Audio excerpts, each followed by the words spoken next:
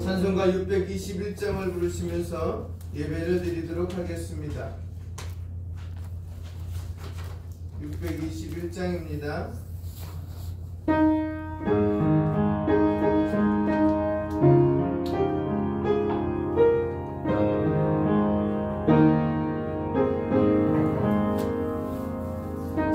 찬양하라 내 영혼아, 찬양하라 내 영혼아, 온 마음과 정성 다하여 주 찬양하라.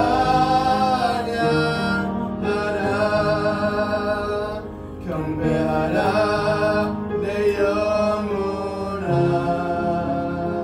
경배하라 내 영혼아, 온 마음과 정성 다하여 주 경배하라.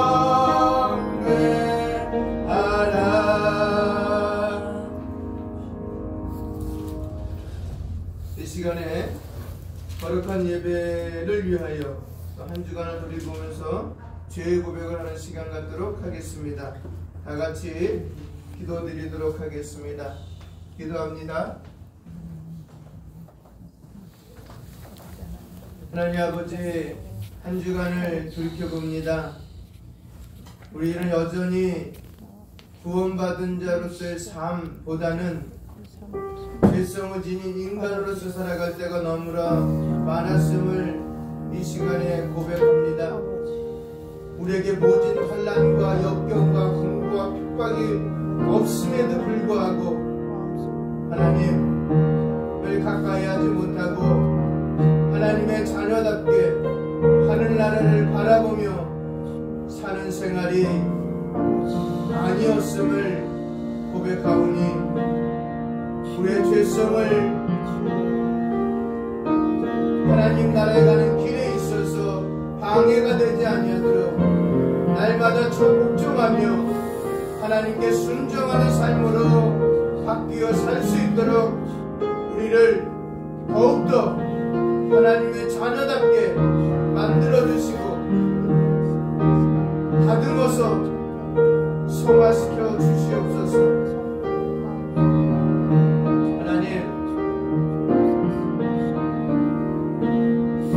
하나님의 자녀답게 사는 것,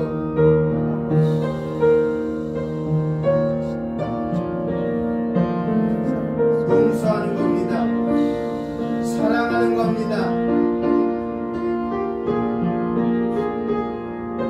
하나님을 사랑하고 내 이웃을 내 자신과 같이 사랑하였을 때 우리는 하나님의 자녀입니다.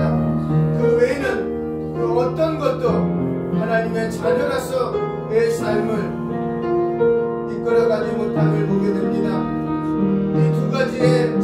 하나님을 예배자가 주님의 나라 갈 때까지 이어지게 하시고 끊어지지 아니하고 철저하게 지켜 행하며 세상 가운데 구별된 삶, 소금의 구별, 빛의 구별로 살아갈 수 있는 저희들 되게 하여 주시옵소서. 오늘 이 예배 가운데 드려진 이 죄의 고백이 용서받게 하시고 이 예배를 방해하지 않는 고백이 되게 하여 주시옵소서. 예수님의 이름으로 기도합니다. 아멘.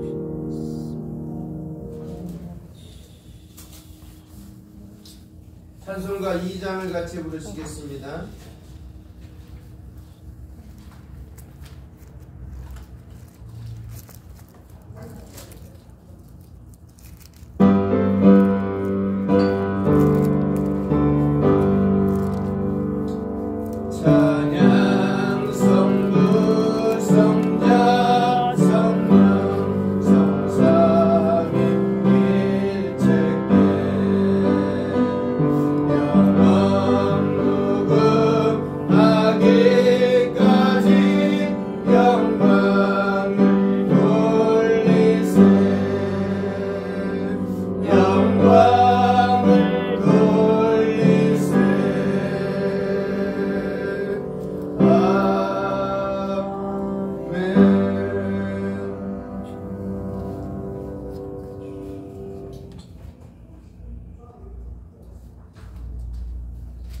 교동문은 8번째 시편 14편을 같이 하시겠습니다.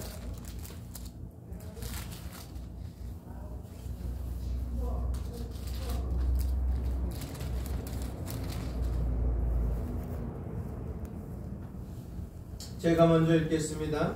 어리석은 자는 그의 마음에 이르기를 하나님이 없다 하는도다.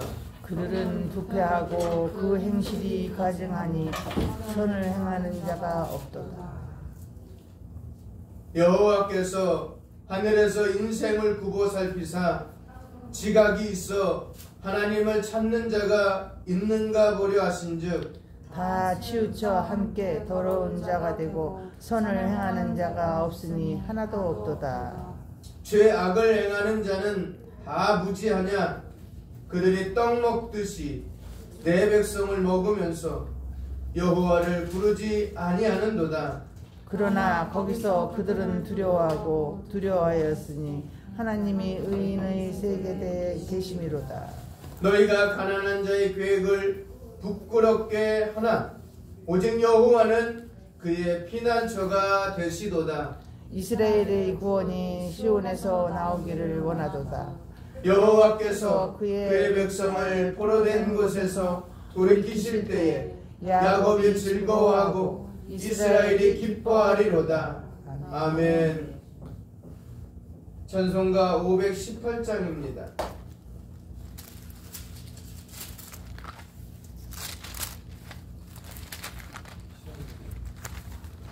찬송가 518장.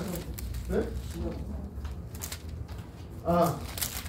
사도신경으로 신앙 고백하시겠습니다.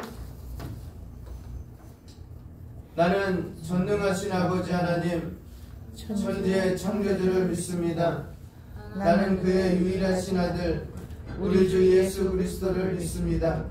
그는 성령으로 잉태되어 동정녀 마리아에게서 나시고 본디오 빌라도에게 고난을 받아 십자가에 못 박혀 죽으시고 장사된 지 사흘 만에 죽은 자 가운데서 다시 살아나셨으며 하늘에 오르시어 전능하신 아버지 하나님 우편에 앉아 계시다가 거기로부터 살아있는 자와 죽은 자를 심판하러 오십니다.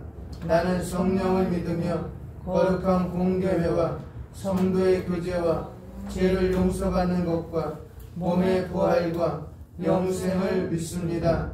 아멘.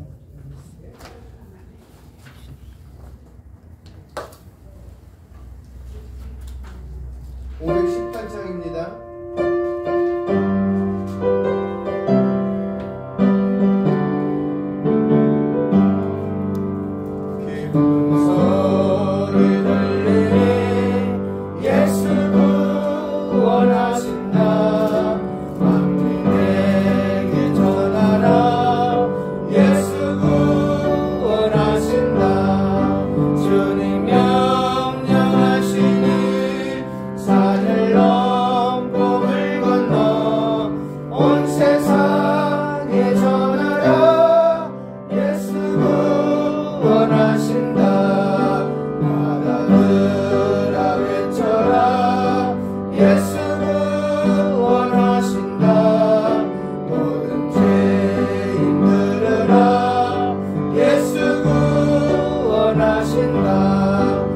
모든 서마 일어나 내 아래쳐 울려라. 복음 중에 복음은 예수 구원하신다. 중에 하는 말 예수 구원하신다. 다시 살아나시어 예수 구원하신다. 죄인 죄로 인하여 슬픈 마음이 있어도 숨질 때에 내 할 말 예수 구원하신다. 바람들아 외쳐라. 예수 구원하신다. 기뻐하라 나라들 예수 구원하신다. 구원하는 복음을 산과 들에 전하라. 우리들의 성장과 예수 구원하신다.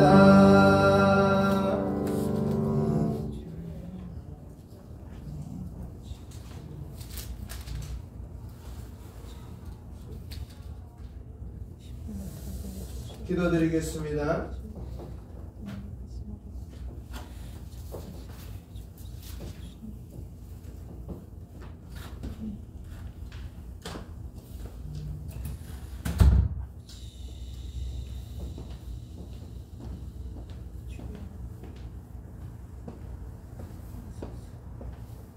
거룩하신 성삼위 하나님, 이 시간에 우리들이 모여서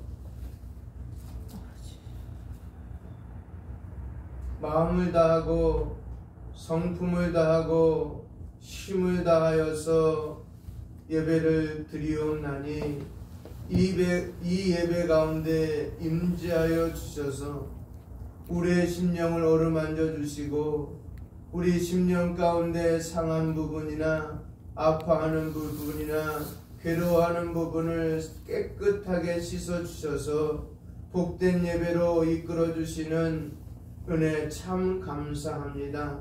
그 은혜에 감사하여 우리가 하루하루의 삶을 살아가고 있는 줄 믿고 아옵나니 눈에 보이는 것에 절대적으로 순종하는 저희들 어리석은 사람들이라고 우리가 교독을 통하여 읽었습니다.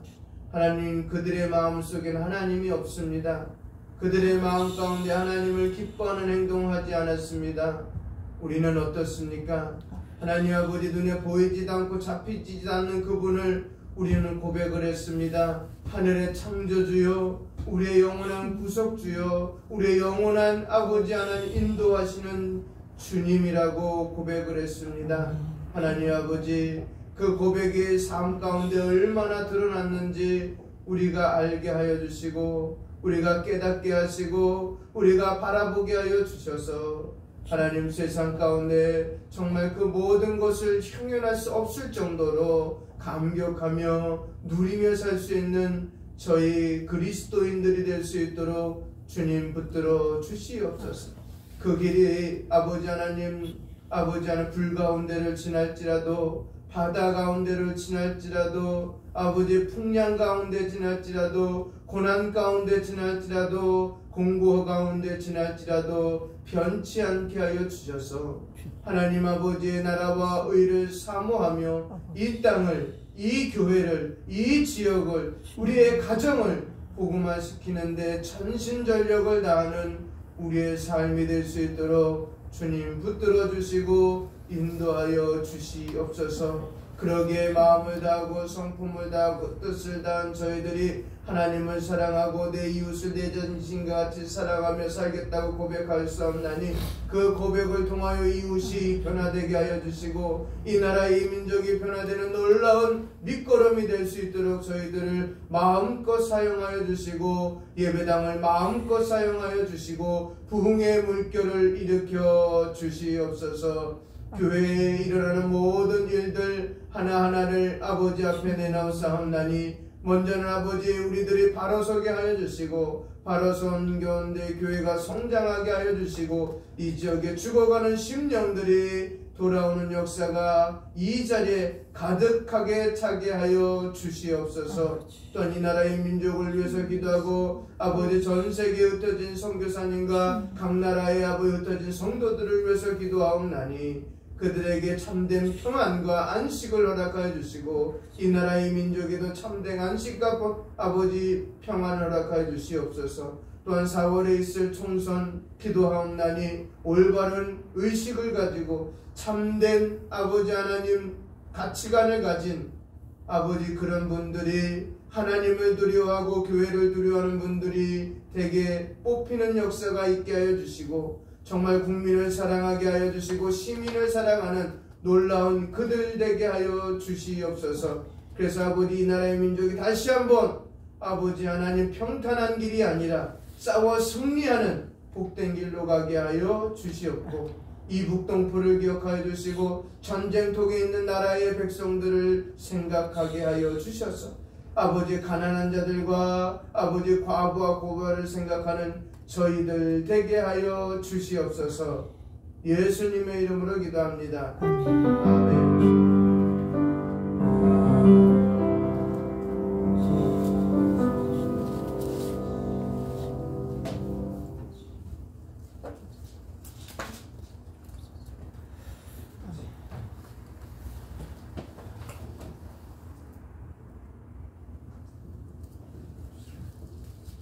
200장을 같이 찬송 부르겠습니다.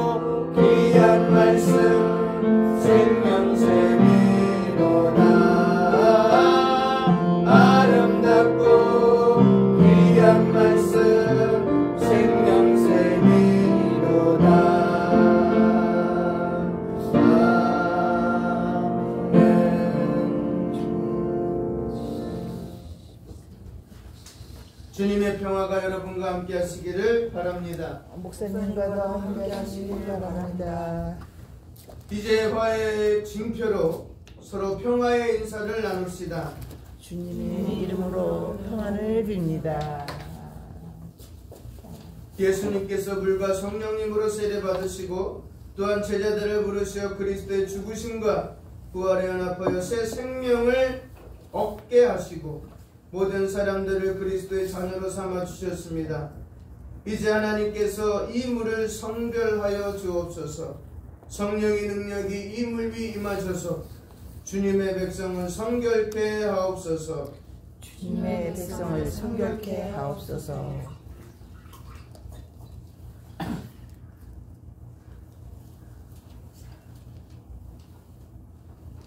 거룩하시며 전능하시고 영원하신 하나님, 그리스도께서는 최후의 만찬으로 예전을 제정하사 저희로 하여금 십자가와 부활을 기념하는 축제로 지키게 하시고 먹고 마시는 것으로 주님의 임재를 맛보게 하셨나이다. 또한 구원받은 모든 사람들을 왕같은 제사장으로 세우사 거룩한 교회에게 동참함으로 교회를 양육하고 교회가 주님의 성내전으로서의 생명을 유지하게 하셨나이다. 그러므로 우리는 천사들과 모든 성도들과 함께 주님의 영광을 선포하고 찬양하나이다. 우리와 함께 하시는 주님을 찬양합니다. 아멘.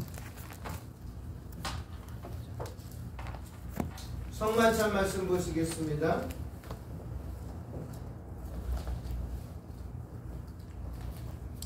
제가 23절을 읽겠습니다.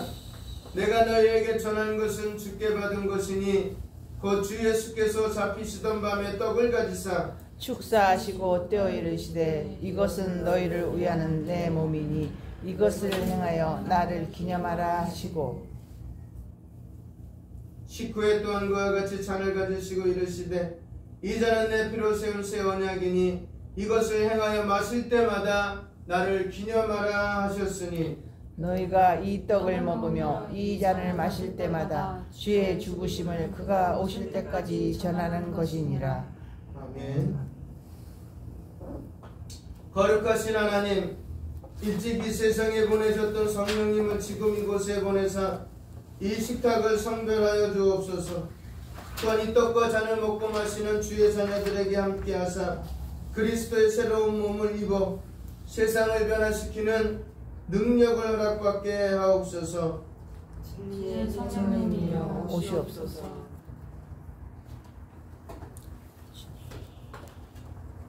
하늘에 계신 우리 아버지의 이름을 거룩하게 하시며 아버지의 나라가 오게 하시며 아버지의 뜻이 하늘에서와 같이 땅에서도 이루어지게 하소서.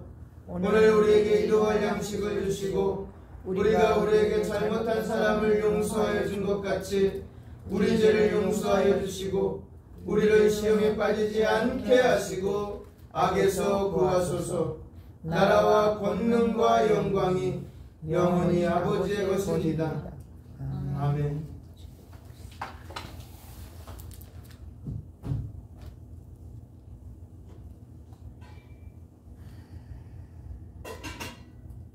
이 떡이 하나이듯이 우리 모두는 하나입니다. 그러므로 우리가 이 떡을 감사로 받을 때 우리는 하나가 되는 것입니다. 아멘.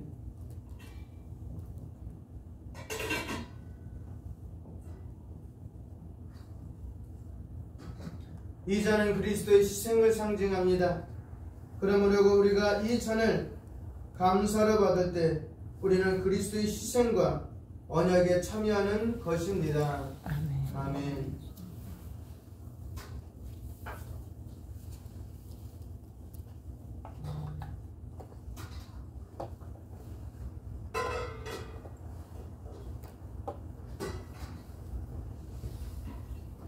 먼저 떡을 나누도록 하겠습니다.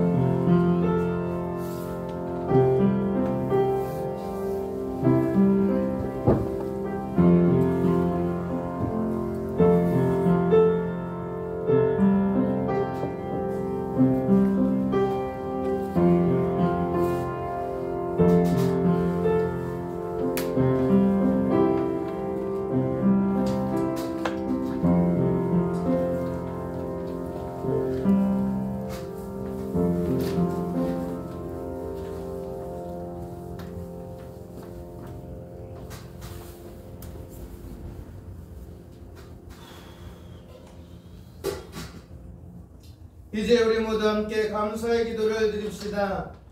영원하신 하나님, 구원의 신비를 저에게 보여주시고 생명의 양식과 성령님을 부어주시니 감사합니다.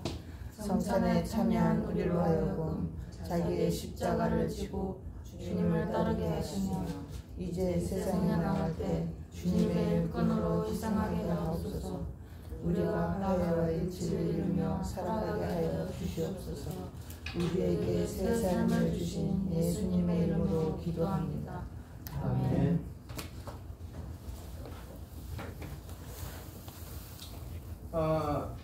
전 시간에 이어서 오늘도 9장권 마무리 졌고요. 이제 10장 1절로 마지막 48절까지 말씀을 기억하시면서 오늘 말씀을 듣도록 하겠습니다.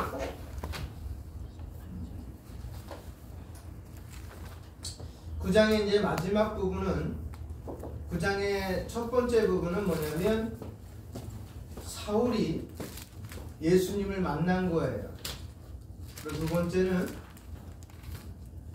만난 그 사울이 아나니아를 통하여 안수를 받고 회복되는 겁니다. 그리고 나서 그 성에서 복음을 증거하다가 대략 한 2년에서 3년 정도 복음을 증거하다가 위험에 처해서 그 성을 나오게 됩니다. 그리고 나서 이제 9장 마지막 부분에 보면 베드로가 등장을 합니다.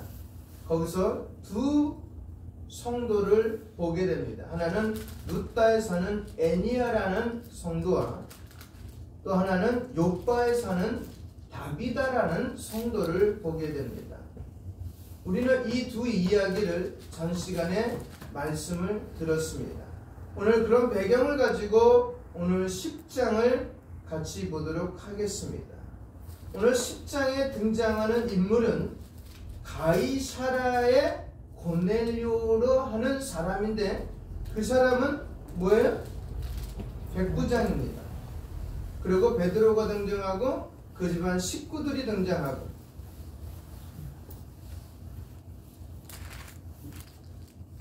그리고 오늘 본문을 이어가도록 하겠습니다. 오늘 본문의 배경은 가이사라입니다. 가이사라는 예루살렘으로부터 약 104km 정도 서북쪽 지중해 해안에 위치한 해안 도시입니다. 저희가 성지순례 갔을 때 그 텔아비브 공항에서 내리면 첫 번째 가는 데가 가이사라입니다. 해안 도시예요. 거기는 이렇게 군인들이 주둔했던 지역이에요.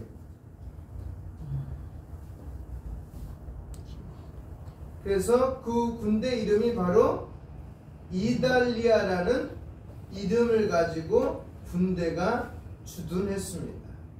그들의 주 목적은 뭘까요? 예? 고넬료가 있는 지금 가이사라라는 동네에 이달리아 부대가 있는 목적은 뭘까요? 왜 있을까요?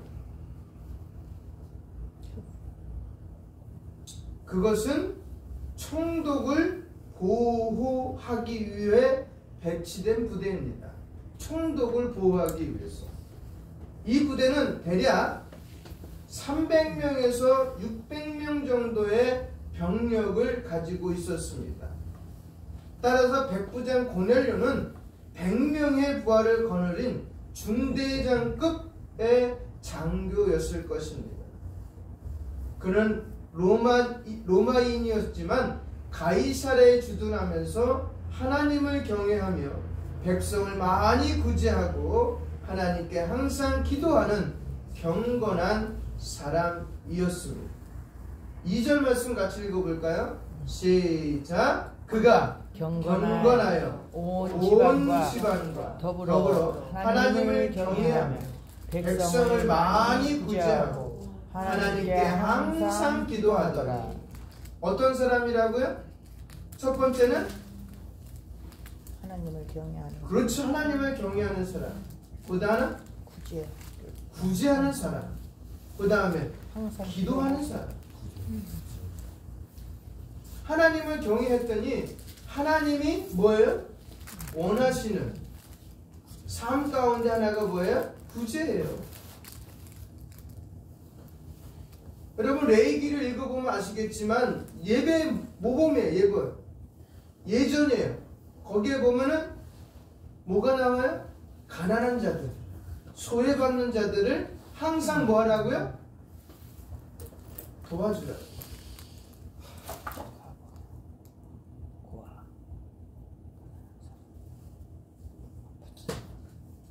그래서 여러 가지 제도가 있음을 우리는 성경을 통해서 알 수가 있습니다. 그리고 나서 그는 뭐 하는 사람이다? 기도했던 사람입니다. 근데 그가 어떻게 하나님을 알게 되었는지, 하나님께 기도하는 사람으로 살게 되었는지에 대해서는 성경을 침묵하고 있어요. 아무 말 안 해요.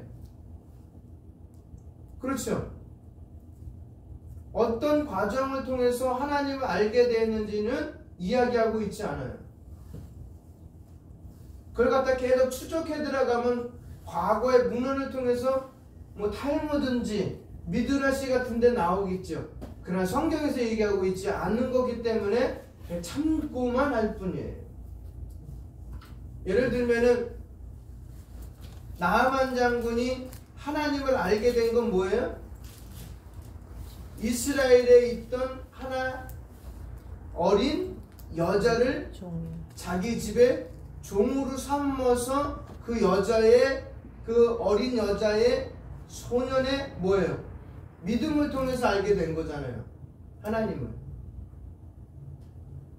우리도 마찬가지예요. 우리가 예수 그리스도 알게 된 원인이 어디 있어요?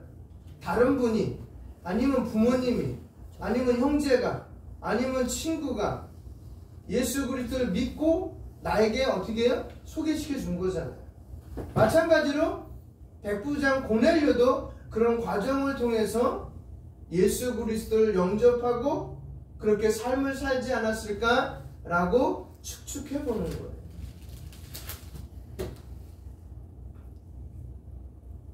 다만 그의 기도와 구제를 하나님은 기억하고 계셨다는 것입니다. 하루는 제9시쯤 되어 그가 유대인들의 전례를 따라 하나님께 기도할 때 환상 중에 하나님의 사자의 방문을 받게 됩니다. 하나님의 사자는 고넬료에게 내 기도와 구제가 하나님 앞에 상달되어 기억하신 바 되었으니 지금 사람들을 요빠로 보내어 베드로라 하는 시몬을 청하라. 그는 무두장인 시몬의 집에 유숙하니 그 집은 해변에 있다라고 이야기를 합니다. 고넬료는 즉시 집안 하인들과 부하 가운데 경건한 사람 둘을 택하여 이 일을 다 이루고 요빠로 보냅니다. 이튿날 그들이 요빠 가까이 이르렀을 때 마침 베드로는 제6시 기도 시간을 맞아 기도하고 있었습니다. 제6시면 정오입니다. 12시. 제9시는 오후 3시입니다. 이것이 유대력이에요.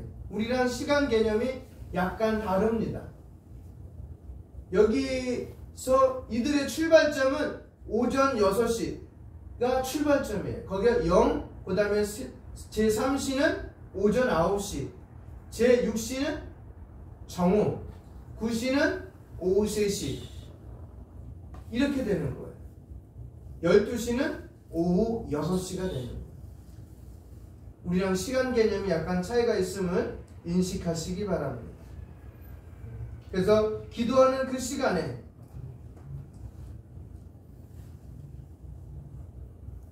베드로는 기도하고 있었습니다. 때가 점심때이기 때문에 시장길을 느끼며 기도하는데 환상 중에 하늘이 열리고 커다란 그릇이 내려오는 것을 보았습니다.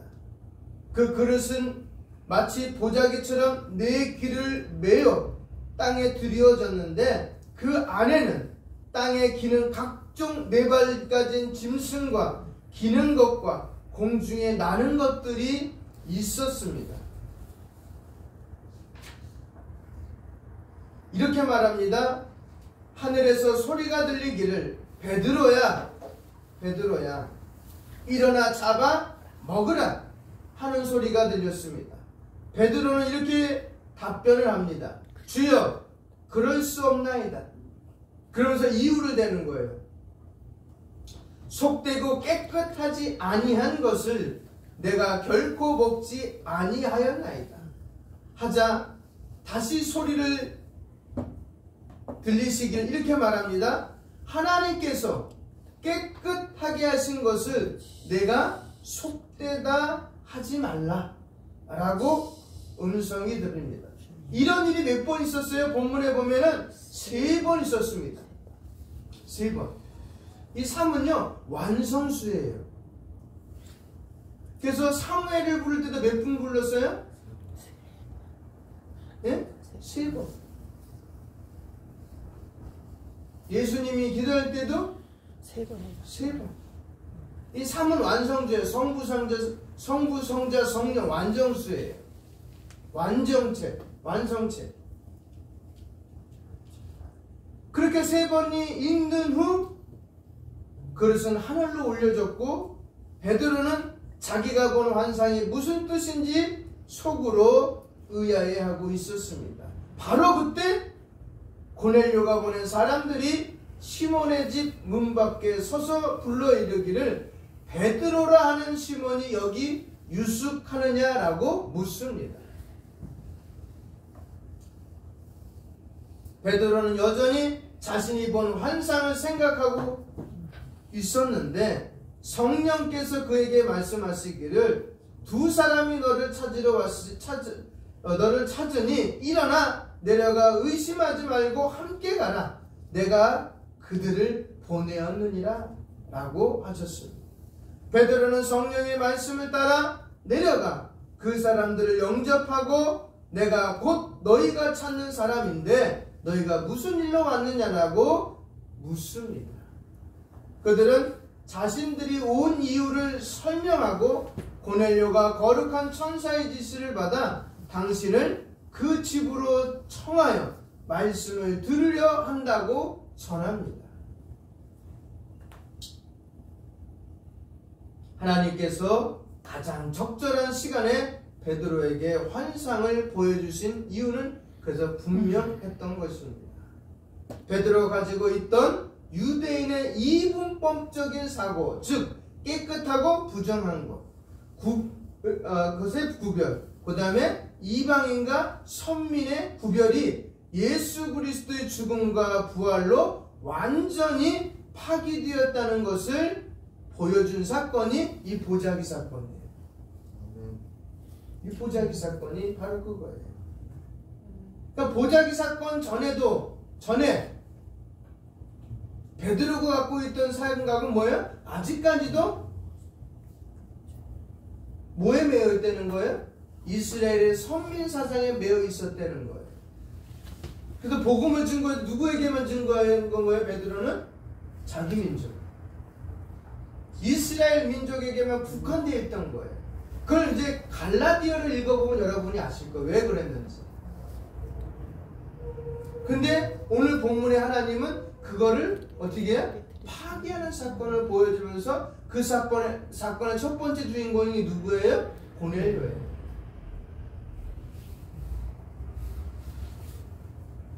그렇습니다. 예수 그리스도 안에서는 유대인이나 이방인이나 종이나 자유자나 다 하나님의 자녀요, 백성인 겁니다.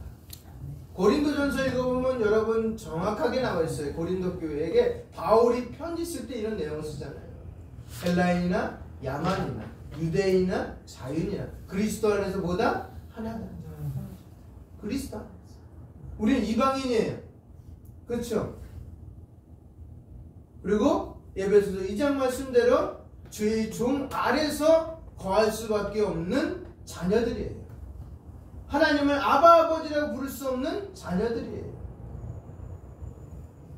철저한 무지한 자요, 어리석은 자요, 무식한 자들이에요. 하나님 앞에. 그 로마서 4장 마지막 절 보면은 하나님이 가장 싫어하는 죄는 예수 그리스도를 모르는 것이 가장 큰 죄라고 얘기하고 있어요. 우리가 그런 사람들이었어요. 그런데 이 모든 것을 파괴한 건 뭐다? 십자가의 사건이에요. 부활의 사건이에요. 근데 바울은 여전히 지금 이 사건 이전까지도 거기에 뭐 했대요? 매여 있었던 거예요. 그래서 뭐라고 말한 거예요? 주님, 저는 그리할 수 없습니다. 속되고 깨끗하지 아니한 거 내가 태어나서 지금까지 입에 댄 적이 없습니다. 저는 율법에 대해서 철저한 자입니다. 라고 고백했던 거예요. 그랬더니 하나님은 이렇게 말합니다. 뭐라고요? 그래? 이제부터는 그렇게 하지 마. 내가 깨끗하게 하신 것을 내가 속되다고 하지 마. 그런 모습을 예수님의 사역에 곳곳에서 보여줬어요. 문둥병 환자 고칠 때 깨끗해요, 부정해요? 깨끗해요, 부정해요? 부정하죠. 부정한 사람의 몸을 맞은 자도 부정한 거예요. 그렇죠? 레위기 9번. 그럼 어떻게 돼요? 그 만진 그릇은 깨트리고 손은 닦고 온몸을 닦아서 어떻게 해요? 구별된 공간에 있다가 그 기간이 지나면 제사장에 보여 자기 몸을 보여서 확인했잖아요. 근데 누가 만졌다고요? 예수님이 만졌어요. 그럼 예수님은 깨끗해 부정해요? 부정해야 되잖아요. 그런 사건들이 사복음을 읽어보면 곳곳에서 일어나요. 시체 가까이 하라 그랬어요? 가까이 하지 말라 그랬어요? 하지 말라 그랬어요. 사마리아 사람들 상종하라 그랬어요? 안 하라 그랬어요? 하지 말라 그랬어요. 근데 예수님은 그 모든 것을 어떻게 했다? 파괴시켰다. 할렐루야. 그러게 우리나라 들어왔을 때도 남녀가 구분이 졌는데 어떻게 했다? 파괴시켰잖아요.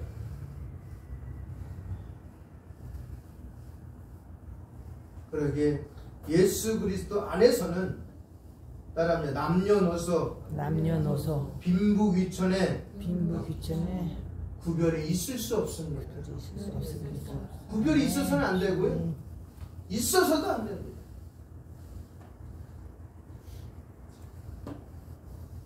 그래서 시브리서 10장 15절에 이렇게 말씀합니다. 하나님께서 깨끗하게 하신 것을 내가 속되게 하지 말라. 오늘 본 말씀 15절이에요.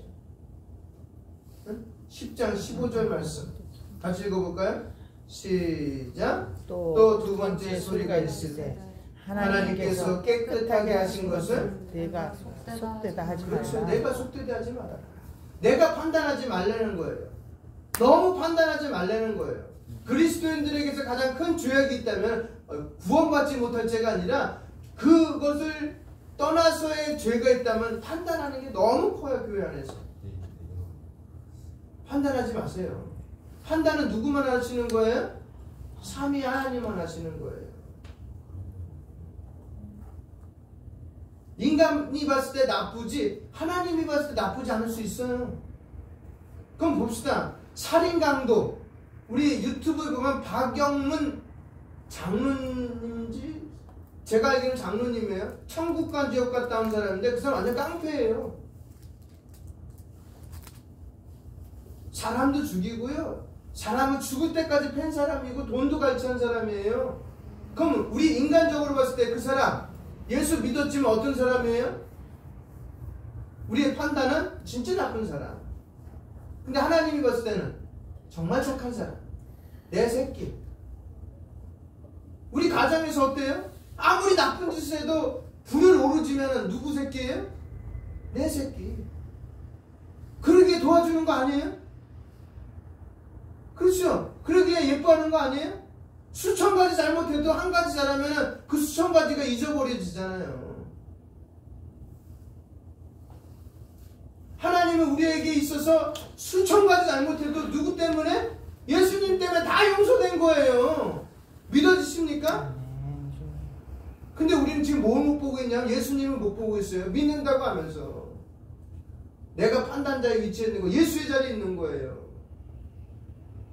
그러니 빈부귀천을 논하고 있고 남녀노소를 구별하고 있고 어리석은 행동을 하고 있는 거예요. 우리는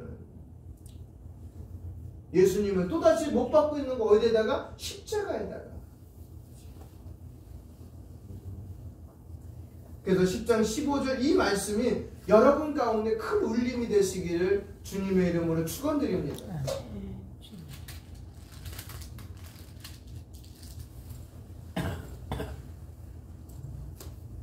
그리고 나서 베드로는 어디를 떠나요? 고넬료에게 갑니다. 그렇죠? 가요 안 가요?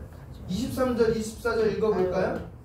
시작. 베드로가 불러들여 유숙하게 하니라.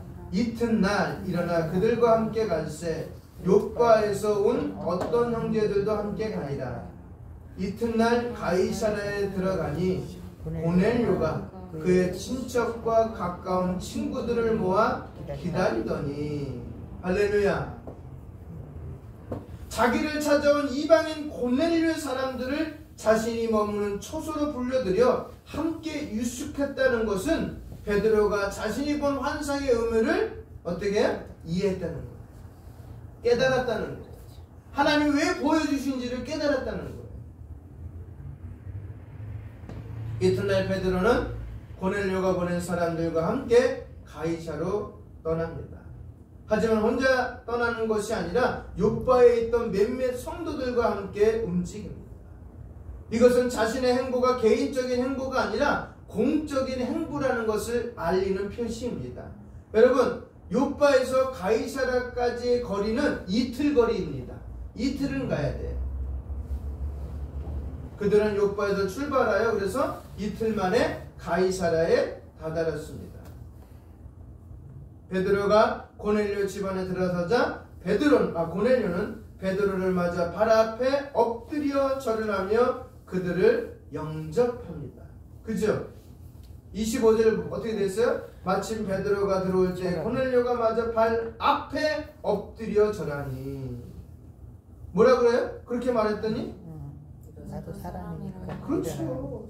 중요한 거예요. 26절에 그래서 뭐라고요? 베드로가 일으켜 이르되 일어나라, 일어서라. 나도 뭐라? 사람이다. 나도 때리면 아프고 못 먹으면 배고프고 슬프면 눈물이 나고 피곤하면 졸린 너와 똑같은 사람이다 라고 얘기하고 있어요. 이 사건을 떠서 어디로 나요?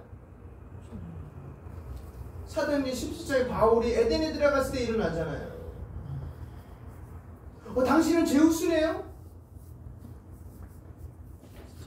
하면서 바울과 함께 했던 사람들을 그렇게 신처럼 대접을 하니까 나도 사람이다 라고 똑같이 얘기해요. 여러분 사람이죠? 그렇죠?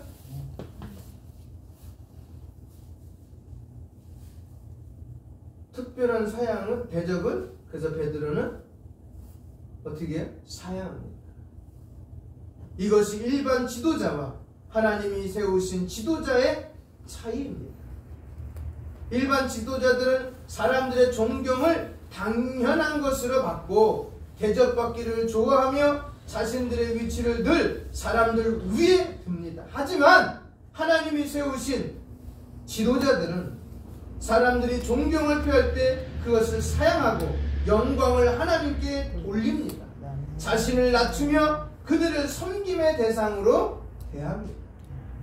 오늘날 한국교회 부패는 영적 지도자들이 대접받기를 좋아하고 군림하기를 좋아하기 시작하면서 생겨난 병적 현상이라고 저는 생각합니다.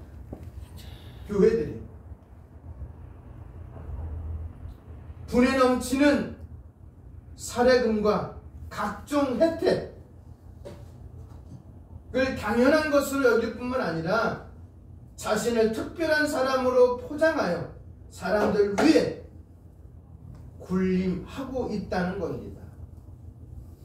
주님의 나라가 아니라 자신만의 왕국을 만들어가고 있는 것이 오늘날의 한국교회입니다.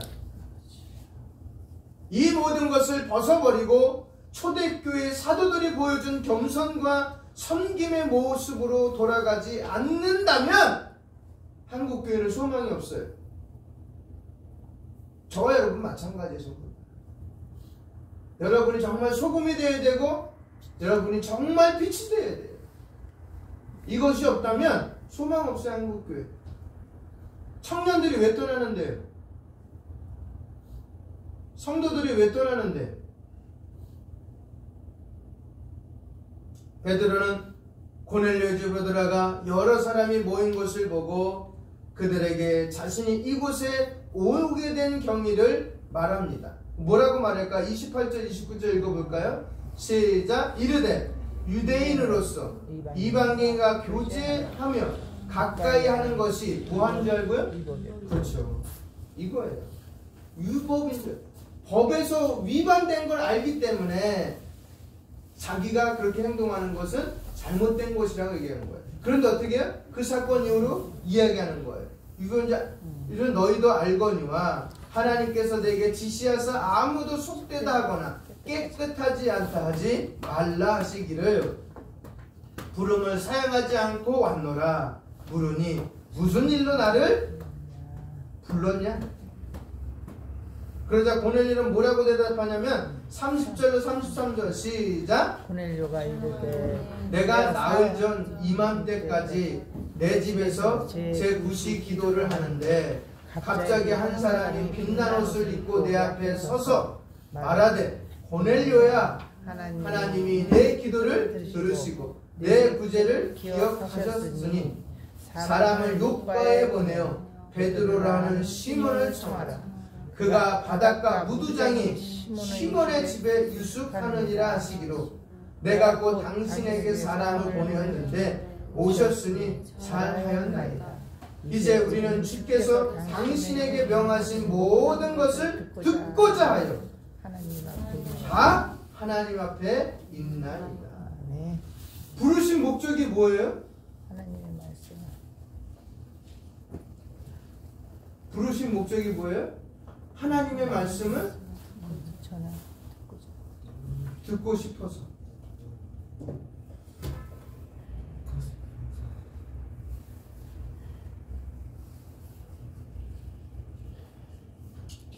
그래서 34절부터 35절 읽어보면 이렇게 말합니다. 베드로가 입을 열어 말하되 내가 참으로 하나님은 사람의 외모를 보지 아니하시고 각 나라 중 하나님을 경외하며 의를 행하는 사람은 다 받으시는 줄 깨달았도다. 이것이 보자기 사건의 결말이에요. 보자시기 사건의 결론이에요.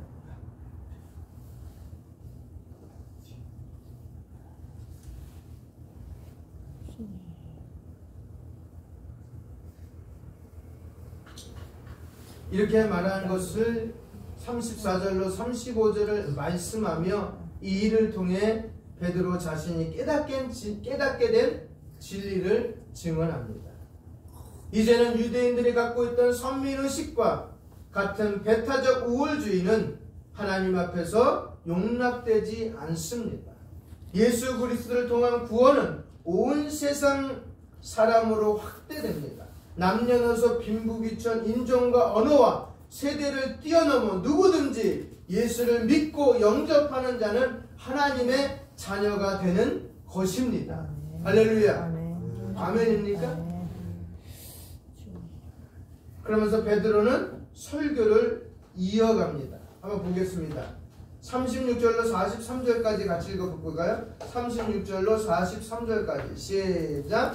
만유의 주 되신 예수 그리스도로 말미암아 화평의 복음을 전하사 이스라엘 자손들에게 보내신 말씀 곧 요한이 그 세례를 반포한 후에 갈릴리에서 시작하여 화평의 복음을 갈릴리에서 시작하여 온 유대에 두루 전파된 그것을 너희도 알거니와 하나님이 나사렛 예수에게 성령과 능력을 기름 붓듯 하셨음에 그가 두루 다니시며 선한 일을 행하시고 마귀에게 눌린 모든 사람을 고치셨으니 이는 하나님이 함께 하셨습니다.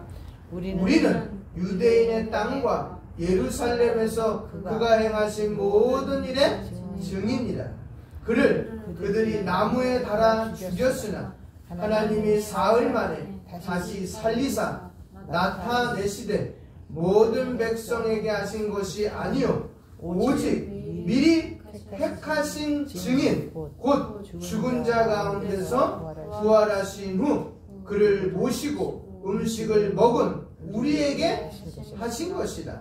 우리에게 명하사 백성에게 전도하되 하나님이 살아있는 자와 죽은 자의 재판장으로 정하신 자가 곧 이 사람인 것을 증언하셨고 그에 대하여 모든 선지자도 증언하되 그를 믿는 사람들이 다 그의 이름을 힘입어 제사함을 받는다 하였느니라. 아멘.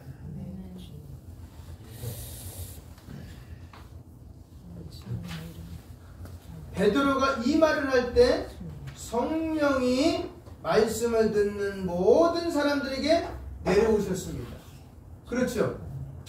예? 그렇죠?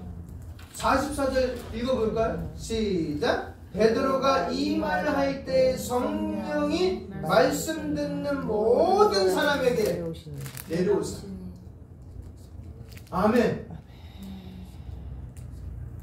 마치 오순절 마가의 다락방에서처럼 고넬료의 집에 모인 이방인들은 방언을 말하며 하나님을 높이 찬양하는 것이었습니다. 베드로와 온 유대인, 그 유대인들은 누구예요? 요파에서 같이 올라온 사람들. 그들의 마음가짐 아직도 뭐가 있는 거예요? 선민의식, 우월주의, 배타주의. 베드로는 깨닫지 못해서 이 사람들도 같이 왔는데 이방인들에게 성령의 이 은혜가 임하는 거 보고 놀라지 않을 수가 없다는 거예요. 아! 사도행전 1장 8절이 이루어져 가고 있구나. 할렐루야. 그래서 베드로는 함께 온 유대인 성도들에게 이렇게 말합니다. 이 사람들도 우리처럼 성령을 받았으니 이들이 물로 세례를 받는 것을 어떻게 막을 수 있겠습니까? 아니 아무도 반대하는 사람 있다 없다? 한 사람도 없다. 베드로는 예수 그리스도 이름으로 그들에게 세를 주었고 그들과 함께 며칠을 유한 후에 가이사랴를 떠났습니다. 그래서 사도행전에서 8장에서 12장은 상당히 중요한 메시지를 담고 있습니다. 빌립의 사마리아 전도는 예루살렘에서 시작된 하나님의 나라의 복음이 이방으로 나가는 길을 개척한 것을 볼 수가 있어요. 그리고 사울은 다메섹의 경험을 통해 복음을 실어 나르는 그릇으로 준비되었습니다. 그리고 베드로의 환상과 고넬료의 만남은 예루살렘 교회가 갖고 있던 선민의식과 우월주의의 벽을 허물어 복음이 온 세상에 두루 퍼질 수 있도록 하는 신학적 토대를 마련했습니다. 할렐루야. 이것이 이제 이방의 복음이 진출하는 통로가 되었다는 사실을 우리가 알 수가 있습니다. 할렐루야. 그래서 우리도 뭐예요? 이어지는, 우리 제목 그대로 이어지는 복음이 되어야 돼요. 할렐루야. 브릿지 가스펠이 되어야 된다. 다리를 놓는 뭐가 되어야 된다? 복음이 되어야 돼요. 누구? 나라는 다리. 그래서 4월 21일 날 우리가 뭐 한다고 그랬어요? 한 분 모시고 예배 드리기. 여러분 전반기 때 그렇게 한 분만 모시고 예배 드리시죠. 우리 같이. 많이도 말고 딱 한 번.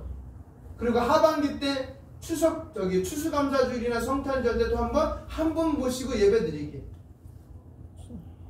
어떤 마음이 있더라도 하나님의 마음을 가지고 순종하며 이 일을 같이 동참해 주시기를 예수님의 이름으로 축원드립니다. 나는 미워해. 그렇지만 하나님 때문에 사랑하는 그 심정을 가지고 같이 예배드리기를 소원합니다. 아멘입니까? 기도하겠습니다. 감사합니다. 오늘도 우리와 함께 하시는 성삼위 하나님, 오늘 베드로를 통하여 그 자신도 깨달았고 고넬료의 지박은이 복음으로 하나 되는 역사를 보게 됐습니다. 이어지는 복음이 요바에서 가이사야까지 이틀의 시간이지만 그 이틀의 시간이 무너지면서 하나님의 영광을 드러낸 것처럼 이스라엘에서 대한민국은 비행기로 13시간 이상 갑니다. 하나님, 시간적으로는 하루가 안 되지만 이 하루가 안 되는 시간이 수천 년 동안 이어지지 않다가 1896년에 복음이 들어왔습니다. 예수님이 돌아가신 지 거의 1900년 만에 이 땅에 복음이 들어와서 우리가 지금 믿고 있사옵나니 은혜 위에 은혜인 줄 믿고 우리를 통하여 이어지는 복음이 날마다 이어지게 하여 주시옵고 4월 21일 한 분 모시는 그 예배가 반드시 이루어지는 역사가 있게 하여 주시옵소서. 예수님의 이름으로 기도합니다. 아멘. 찬송가 520장입니다.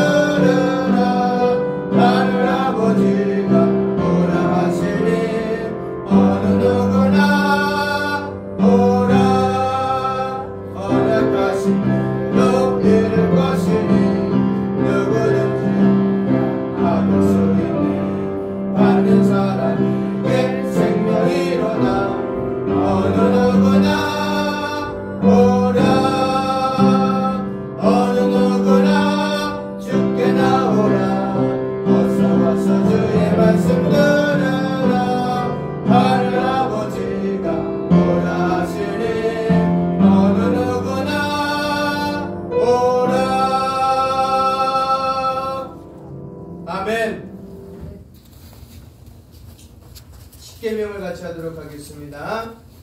하나님이 이 모든 말씀으로 말씀하여 이르시되 나는 너를 애굽 땅 종되었던 집에서 인도하여 낸 내 하나님 여호와니라. 제 일은 너는 나 외에 다른 신들을 내게 두지 말라. 제 이는 너를 위하여 새긴 우상을 만들지 말고 또 위로 하늘에 있는 것이나 아래로 땅에 있는 것이나 땅 아래 물속에 있는 것에 어떤 형상도 만들지 말며 그것들에게 절하지 말며 그것들을 섬기지 말라. 나 내 하나님 여호와는 질투하는 하나님인즉 나를 미워하는 자의 죄를 갚되 아버지로부터 아들에게로 3, 4대까지 이르게 하거니와 나를 사랑하고 내 계명을 지키는 자에게는 1000대까지 은혜를 베푸느니라.